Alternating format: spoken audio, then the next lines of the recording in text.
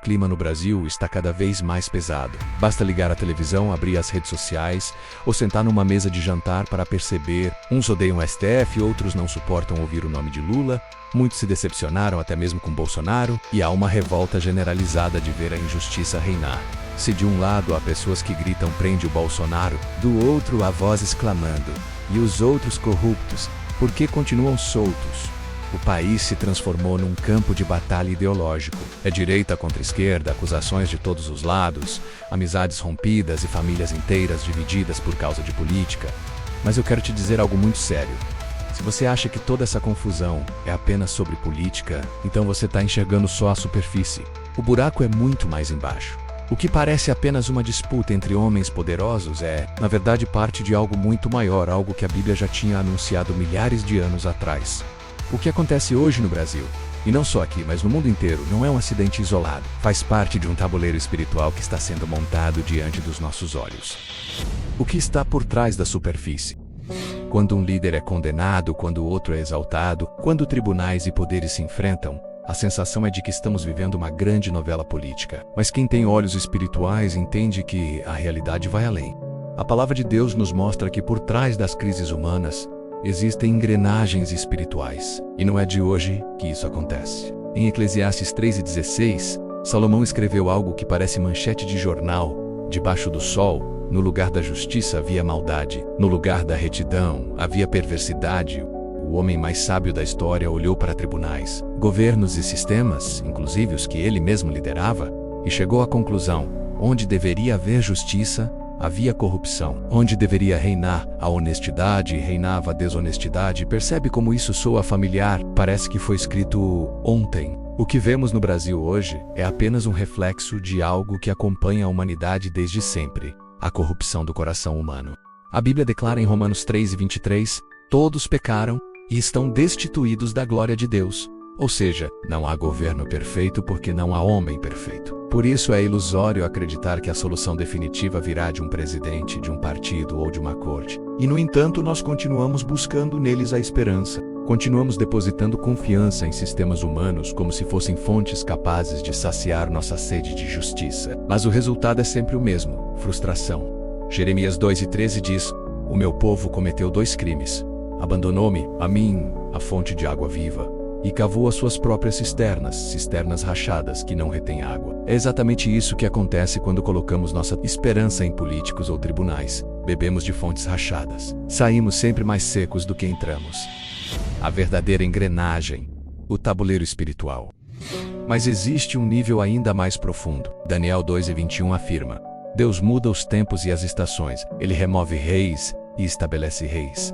Isso significa que nenhum governo sobe ou cai sem a permissão do Senhor. Ele levantou reis fiéis como Davi, mas também permitiu reis cruéis como Acabe, usou impérios pagãos como Babilônia e Pérsia para disciplinar seu povo e cumprir seus planos. Ou seja, a política mundial está sob o controle soberano de Deus. Mas o objetivo dele nunca foi simplesmente nosso conforto terreno. O propósito final é conduzir a história para a redenção em Cristo e para o cumprimento das profecias. E por trás dos palácios há um campo espiritual real. Efésios 6:12 nos alerta: a nossa luta não é contra carne nem sangue, mas contra principados e potestades, contra os dominadores deste mundo tenebroso, contra as forças espirituais do mal nas regiões celestiais. Isso explica por que tanta corrupção parece impossível de vencer. Existem forças malignas que atuam nas estruturas de poder. Daniel 10 ilustra isso quando o anjo disse que foi resistido pelo príncipe da Pérsia. Não um homem, mas um espírito maligno que influenciava aquele império. Os principados agem sobre governos,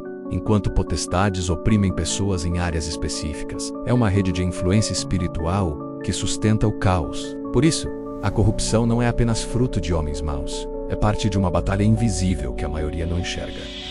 A grande revelação. Mas aqui está a boa notícia. Jesus já venceu principados e potestades na cruz. Colossenses 2:15 declara que ele despojou e envergonhou essas forças publicamente. Elas ainda agem, mas só porque o mundo jaz no maligno. Sobre aqueles que estão em Cristo, porém, elas não têm domínio. Agora, isso muda tudo quando vemos líderes sendo exaltados ou caindo em desgraça. Nossa reação não deve ser de pânico, nem de idolatria, nem de comemoração. Nossa postura deve ser a mesma de Daniel diante de Nabucodonosor. Reconhecer que só o Senhor tem o controle final. E é aqui que entra um alerta profético. Toda essa instabilidade não é apenas caos político, é preparação para o maior engano da história. A Bíblia profetiza que um governo mundial vai se levantar prometendo resolver tudo: fome, guerras, crises econômicas, mudanças climáticas. Surgirá um líder carismático, brilhante, que encantará as multidões. Será visto como o salvador da humanidade. Mas esse será o anticristo. 1 Tessalonicenses 5:3 nos adverte: quando disserem paz e segurança, eis que lhe sobrevirá repentina destruição. Percebe o perigo? O mundo, cansado de crises, aceitará de braços abertos um sistema totalitário, acreditando ser a solução definitiva. Mas será a maior armadilha já montada. Jesus já alertou em Mateus 24:24, se possível até os escolhidos seriam enganados. Esse é o tamanho do engano que virá. A verdadeira esperança. Mas a história não termina no caos. Para o povo de Deus, a promessa de vitória. O Brasil pode até viver um grande avivamento. Mas entenda, não será um avivamento que transformará nossa política em perfeição. O verdadeiro avivamento acontece no coração. Ele gera arrependimento, santidade e paixão pela volta de Cristo. Isaías 42:3 e 4 fala de Jesus. Com fidelidade ele fará justiça. Não descansará até que estabeleça a justiça na terra. A justiça perfeita não virá de Brasília, nem da ONU, nem de um governo mundial. A justiça perfeita já tem nome: Jesus Cristo. Então, o que devemos fazer? 1 Timóteo 2 nos orienta a orar por todos os que estão em autoridade. Não porque concordamos com eles, mas porque reconhecemos que Deus continua no controle. Enquanto o mundo corre atrás de soluções humanas, nós devemos olhar para o alto. A verdadeira esperança não está em salvadores da pátria, mas no Salvador do mundo. E a pergunta que fica é: se Jesus voltasse hoje, no meio de toda essa confusão política, você estaria pronto?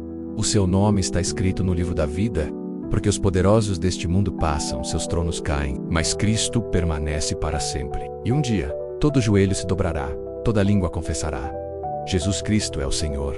Não se prenda ao desespero, não se deixe enganar pelos discursos. Mantenha seus olhos na promessa eterna. O reino que virá não terá fim, e nele, finalmente, justiça correrá como um rio. Essa é a nossa esperança. Essa é a nossa vitória. Espero que você tenha entendido essa mensagem. Peço para você curtir e compartilhar uma palavra de esperança.